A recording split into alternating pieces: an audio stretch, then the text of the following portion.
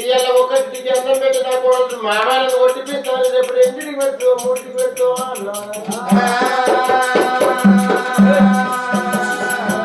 మూడు కానీ ఏమైనా పని చేసినా ముందుగా నువ్వు తిరిగిపోరా అంటాడట కానీ భార్య లేని భర్త లోకం మీద బ్రతకరాదు ఎందుకంటే చూసినవా ముత్తేజ సవంటది అందరికి రాదు ఎవరి కన్నా ముందు చచ్చిన ముత్తేజ సవంటది 100 ఒక్కలకే వస్తుంది 100 మంది ఒక్కలకే వస్తుంది కానీ అందరికి వచ్చేది కాదా ఓ బాబా నువ్వు చచ్చాక నేను బ్రతుకుతున్నా బాబా తప్పకుండా నువ్వు అన్నట్టు తిరిగి అతను దిగి సంకల్పం తెచ్చుకుందామని ముందుకు ఒక్క అడిగేసి ఆలోచన చేస్తున్నాడు రారాజు అటువంటికేంద్రా రారాజు ఆలోచన చేసి ఏమన్నాడు బాబా 7 కొడుకులు మనకున్నారు 6 లగ్గాలు 6 కోడలు మనకు నేను 70 ఏళ్ళ